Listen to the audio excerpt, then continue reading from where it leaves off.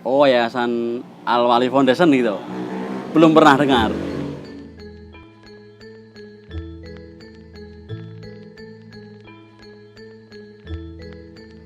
Welkom in Dusun Kaliwago. Ik ben Munira en ik zal je laten zien hoe mijn leven er tijdens het Al Wali Foundation project uitzag.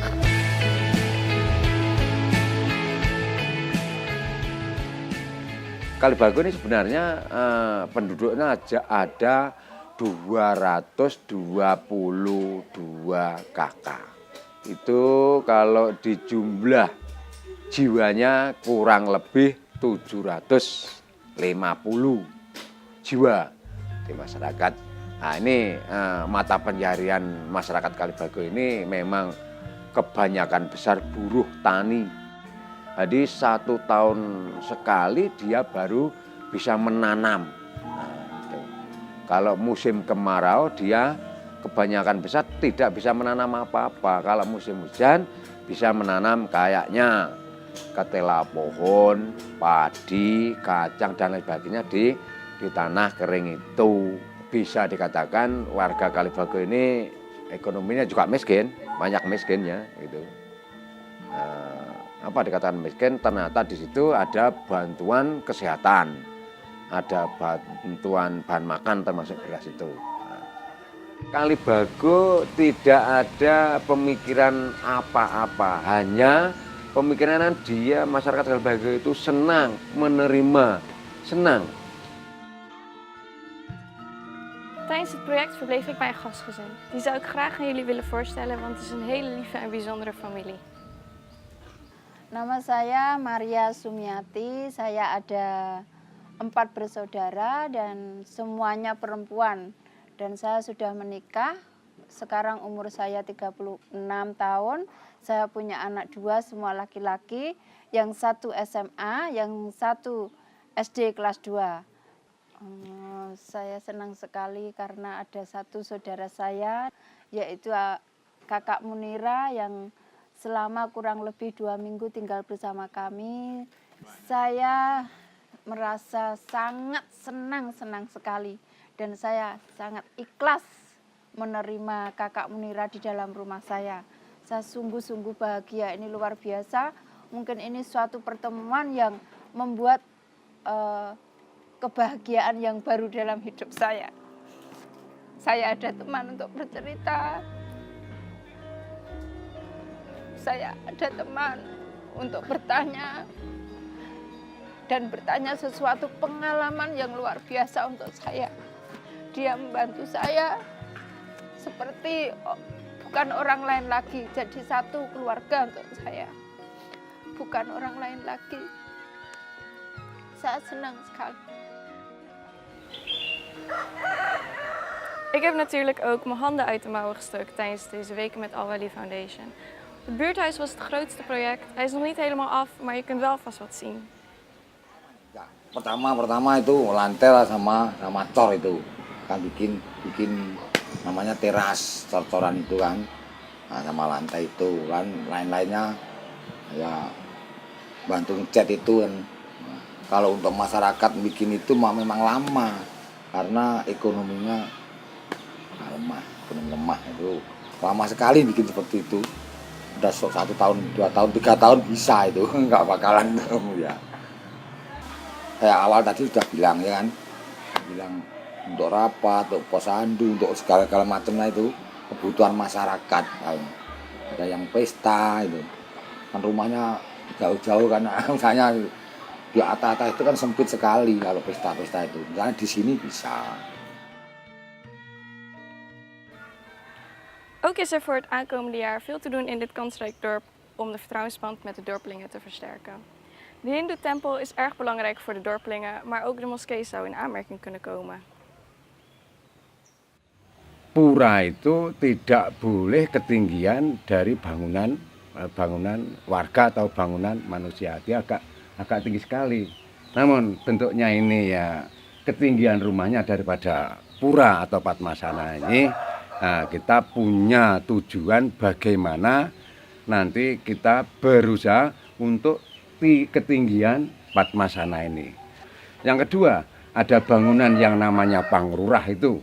Panglurah itu sebenarnya untuk memuja para leluhur yang sudah dekat kepada sinar suci Tuhan Yang Maha Esa atau Dewa. Itu sebenarnya posisinya bukan menghadap ke sini, menghadap ke utara. Posisinya sebenarnya harus sama dengan Padmasana atau pura ini. Yang ketiga, yang ini juga untuk memuja leluhur. Nah, itu pun mestinya menghadapnya juga ke barat, bukan ke selatan gini. Namun itu ya juga ingin besar dan ingin tinggi. Loh, karena apa dulu bangun kok gini, kok tidak menghadap gini?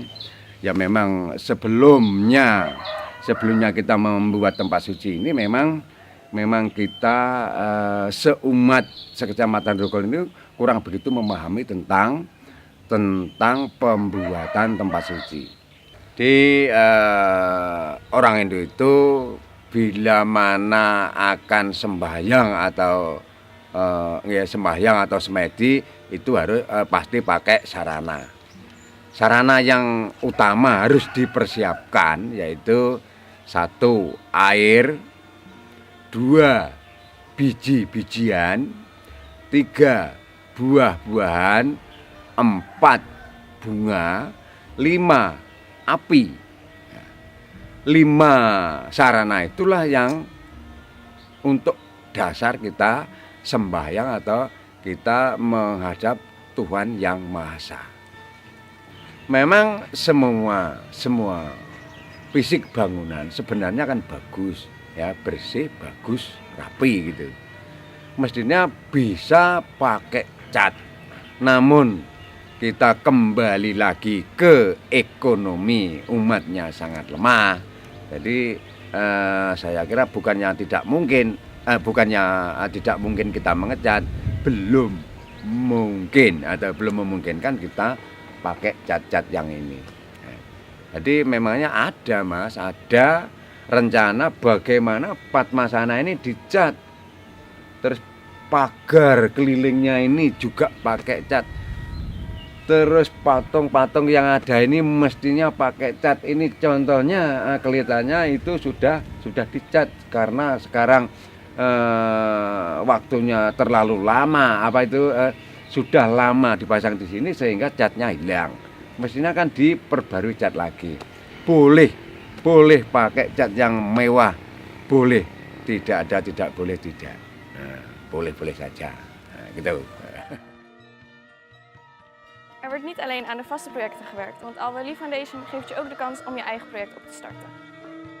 Ik heb de dorpelingen bijvoorbeeld nijlessen gegeven en ik heb ze laten zien hoe je van waardeloos afval iets waardevols kan maken. Dit weeshuis hier, Calibago, had nog een paar ongebruikte nijmachines die gerepareerd moesten worden. Ik ben geholpen in mijn zoektocht naar een kleermaker en een lieve man is ermee aan de slag gegaan. Waktu Anda masuk ke sini, saya sedang mengerjakan pakaian, menjahit pakaian. Terus tahu-tahu Anda ke sini, saya bingung juga. Loh, kok ada warga asing ke sini? Ternyata warga asing, Anda berdua sedang mencari tukang servis mesin jahit. Aku silakan masuk dan kita nego harga jadi. Aku kerjakan sekitar 4 hari, alhamdulillah sudah selesai.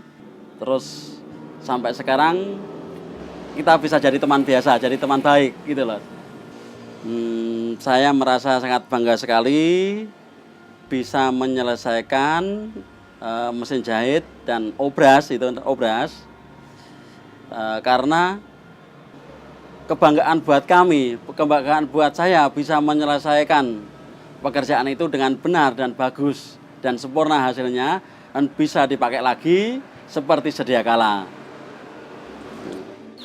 En zo ondersteunt Al-Wali Foundation door middel van de projecten ook de lokale economie. Het was voor mij een hartstikke leuke zomer. Wil jij volgend jaar ook een leuke zomer? Check dan de website en geef je op.